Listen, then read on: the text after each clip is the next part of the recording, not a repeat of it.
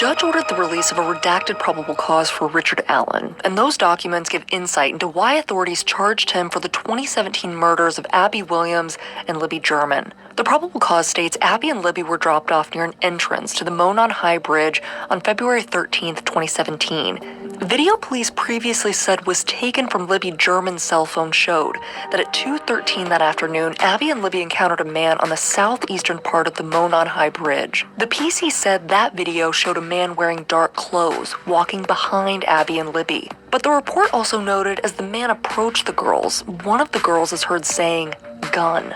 After that, the man orders them down the hill. Downhill. Downhill. Downhill.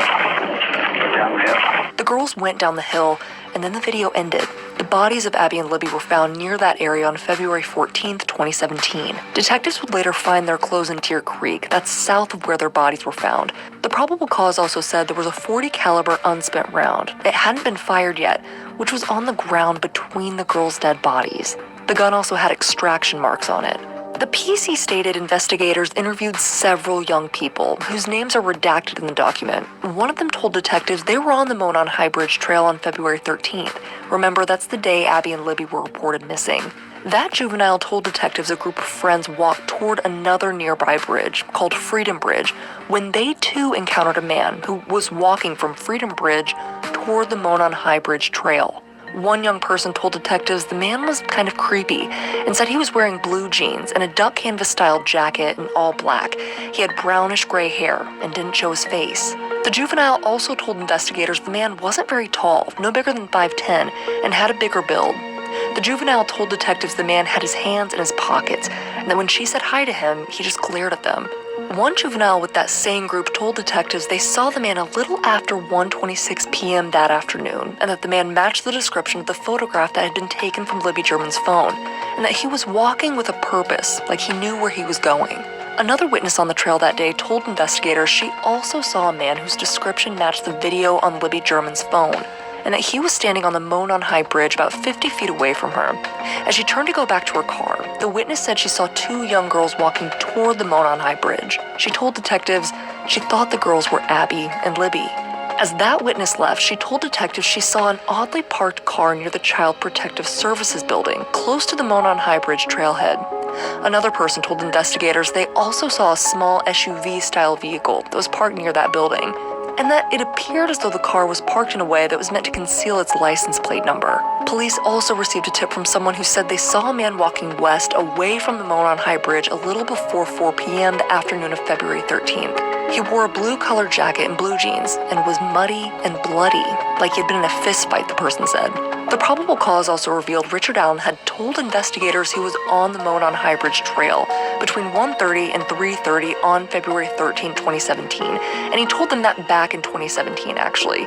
And he told investigators that while at the Freedom Bridge, he saw three girls, but he didn't remember what they looked like and didn't remember speaking with them. He told investigators that he walked from the Freedom Bridge to the Monon High Bridge, and that he watched a stop ticket on his phone as he walked. So he noted that vehicles were parked at the trailhead, but he didn't know which ones they were. Investigators later learned Allen owned two vehicles in 2017, a 2016 black Ford Focus and a 2006 gray Ford 500. Investigators believe the oddly parked car near the Child Protective Services matched witnesses' descriptions that the oddly parked car was a PT Cruiser, small SUV, or smart car.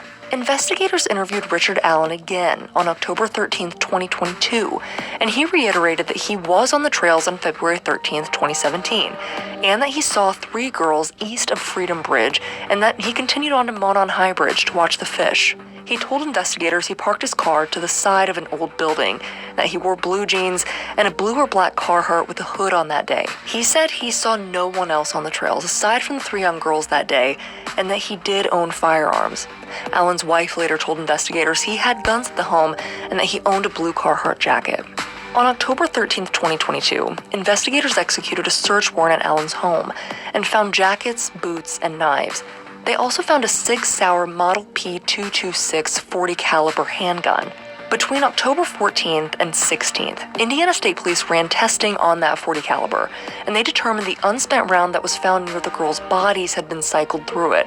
Remember, that's the same gun investigators retrieved from Allen's home. The PC stated Allen bought the gun in 2001, and when they spoke to Allen again on October 26, 2022, he said he didn't let anyone borrow it or use that particular gun. When asked about the unspent bullet, he said he had no explanation for why the .40 caliber bullet was found near the bodies of Abby and Libby. All this information is what detectives say led them to believe Richard Allen was the man in the video who forced Abby and Libby down the hill that day in February and led them to the location where they were murdered.